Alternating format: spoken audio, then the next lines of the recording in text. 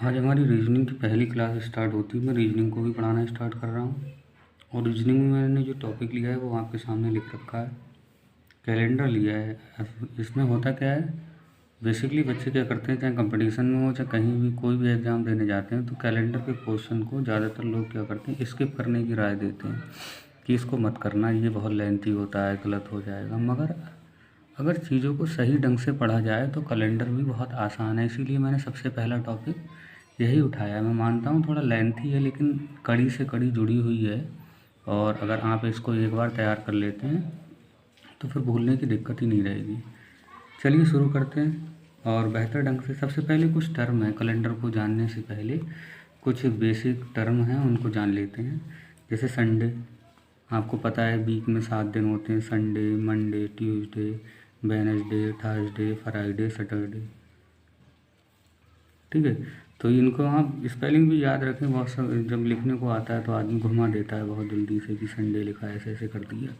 तो स्पेलिंग याद रख लेंगे तो लिखते वक्त भी काम आएगा। और वैसे ये कैलेंडर में काम नहीं आती स्पेलिंग, लेकिन हाँ फिर भी बेसिक नॉलेज के लिए पता होनी चाहिए आपको। ठीक है, तो ये तो 7 डेज़ हो गए हमारे। हिंदी में तो आपको पता ही है, संडे को रविवार, सोमवार, मंगल, बुध, बृहस्पति, शुक्र ऐसे बोल देते हैं। अब आ जाते हैं हम अपने मंथ पे। देखिए तो मंथ में हमारा सबसे पहले जनवरी, 31 दिन होते हैं, ये पता ही नहीं होता आधे से ज़्यादा लोगों को। फरवरी 28 दिन होते हैं, मार्च 31 दिन होते हैं, अप्रैल 30 दिन होते हैं, मई 31 दिन होते हैं, जून 30 दिन होते हैं, जुलाई 31 दिन होते हैं, अगस्त 31 दिन होते हैं, सितंबर 30, अक्टूबर 31, नवंबर 30, दिसंबर। याद रखने के लिए ये वाला तरीका जो मुट्ठी वाला होता है, आप यहाँ से स्टार्ट करिए जनवरी, तो जो ऊपर आता है वो 31 का, ये जनवरी ऊपर आ गया, फरवरी गड्ढे में चला गया, मार्च ऊपर आ गया। ये फरवरी एक अब बाद होता है, ये 28 और 29 दोनों दिन, लीप ईयर में 29 का हो जाता है। तो जो ऊपर आ रहे हैं तो गिन लीजिए, गिनवा दे रहा है। जनवरी, फरवरी छोड़ दीजिए, मार्च 31, जितने ऊपर आएंगे सब 31 होंगे। मार्च, अप्रैल देखते जाइए आप, मई, जून, जुलाई। अब जुलाई पे आके ध्यान रखना है, अगस्त भी यहीं से गिनना है। मतलब दोबारा से इस पे जुलाई आ गया तो अगस्त भी यहीं से गिनना है, तभी तो ये लगातार 2 महीने 31 के आ रहे हैं। गिनते वक्त ध्यान रखना है, अगस्त, सितंबर, अक्टूबर, नवंबर, दिसंबर, देखिए ऊपर आया थी 31 का हो गया। बाकी गड्ढे वाले ये गिनते वक्त, जैसे जुलाई यहाँ आ रहा है, अगस्त लौटते वक्त ये ध्यान रखना है आप।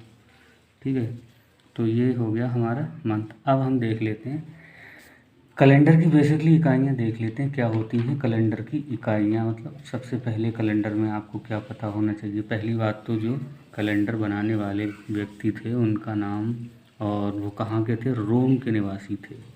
कहाँ के, रोम के। ये रोमन कैलेंडर है हमारे यहाँ, रोम के निवासी थे, उनका नाम था ग्रेगोरियन। ग्रेगोरियन ये चर्च के पादरी थे, काहे के, चर्च के पादरी थे, और इन्होंने इस कैलेंडर को बनाया था। जो हम कैलेंडर, ये इंग्लिश कैलेंडर है रोम का, इसको रोमन कैलेंडर बोलते हैं। रोमन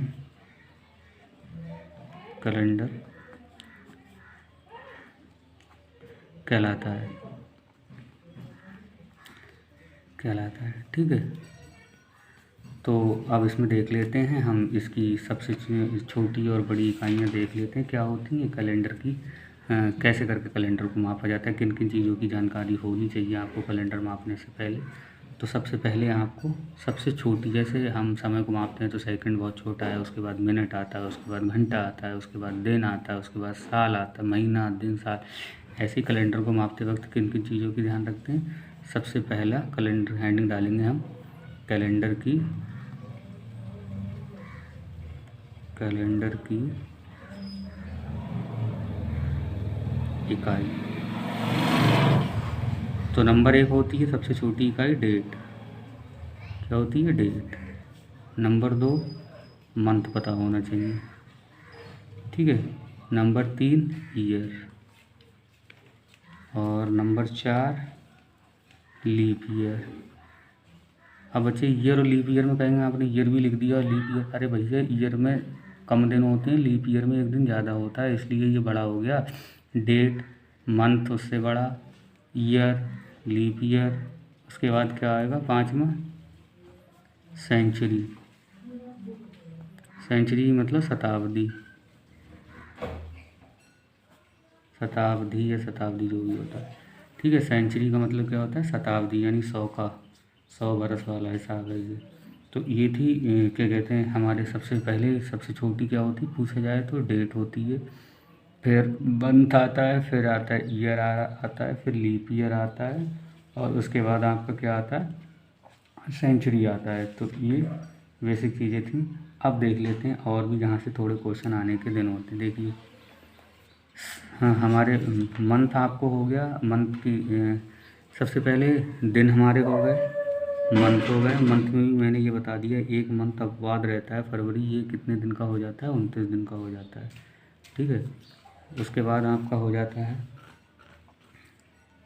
अब देख लेते हैं बाकी बची हुई बातें। वर्ष जो होता है, वर्ष, तो एक होता है साधारण वर्ष, साधारण वर्ष, और दूसरा होता है लीप वर्ष, लीप वर्ष। अभी बेसिक चीज़ें चल रही, यहाँ से बेसिक से भी मैं इसलिए बता रहा कि कुछ रह ना जाए, यहाँ से भी क्वेश्चन पूछा जाता है।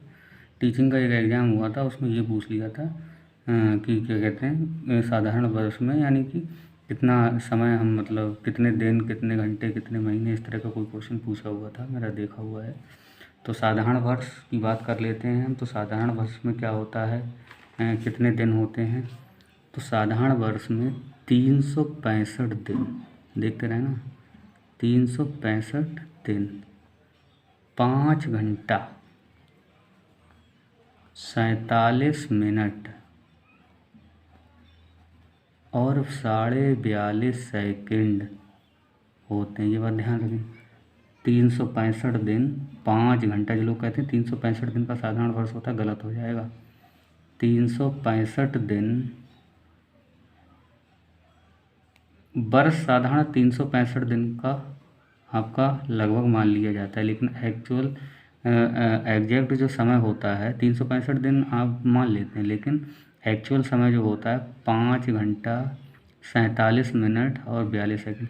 इसको हर साल निकाल दिया जाता है, इतने समय को ये क्या किया जाता है, आपका निकाल दिया जाता है। मतलब 365 दिन साधारण वर्ष में काउंट किए जाते हैं और इतना समय को बचा के रखा जाता है। ये इसको अगर इस पूरे को देखा जाए तो ये इतना पूरा देखा जाए तो साधारण वर्ष में अगर ये जोड़ दिया जाए तो ये आपका कहलाता है सौर, सौर वर्ष। क्या कहलाता है, सौर वर्ष, ठीक है। ध्यान रखेंगे, साधारण वर्ष में तो 365 दिन होते हैं, मगर इतना समय वर्ष में से निकाल दिया जाता है। मतलब अगर तो ये क्या रह जाता है आपको, सौ, हर साल ये जोड़ दिया जाता है। अगले साल आएगा तो फिर से इतना ही जुड़ेगा, 5 5 10, फिर अगले साल फिर 5 10, यानी कि 4 बार जोड़ोगे तो 20, और ये लगभग 1 घंटा 4 बार, ये मिला के जो हो जाता है आपका एक दिन एक्स्ट्रा हो जाता है। इसीलिए लीप ईयर में आपके, लीप ईयर में आपके कितने दिन हो जाते हैं, 366 दिन हो जाते हैं, क्योंकि ये 24 घंटे का एक दिन होता है। तो ये जुड़ जुड़ के क्या हो जाता है आपका 4 वर्ष के बाद एक दिन बना लेता है, इसीलिए 366 दिन होते हैं।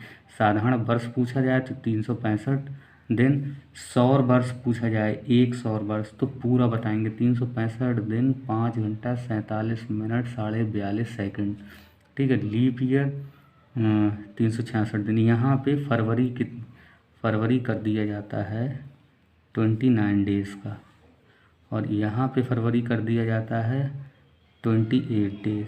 फरवरी में आपका कितना, 28 दिन का, इतना अंतर होता है, ये ध्यान रखेंगे, है ना। अब ये लीप ईयर, लीप ईयर का एक नाम और होता है अधिवर्ष कहते हैं, अधिवर्ष भी कहते हैं, ठीक है। लीप ईयर, इंग्लिश में लीप ईयर। ये बहुत सारे नाम आपको मैंने बता दिए। कुछ भी लैंग्वेज कभी कभी क्या होता है अलग कर दी जाती है, तो उससे आपको दिक्कत नहीं होगी। अब पूछा जाता है कि कैलेंडर की गणना का आधार क्या है। क्वेश्चन पूछा हुआ है कैलेंडर की, यहाँ लिख दे रहा मैं, कैलेंडर की गणना का आधार क्या है। कैलेंडर ये पूछा जाएगा, मोस्ट है ये बातें, जो मैं बाद में बताता ये ज़्यादा मोस्ट रहती। कैलेंडर की गणना का आधार क्या है? तो कैलेंडर की गणना का आधार एक सौरमान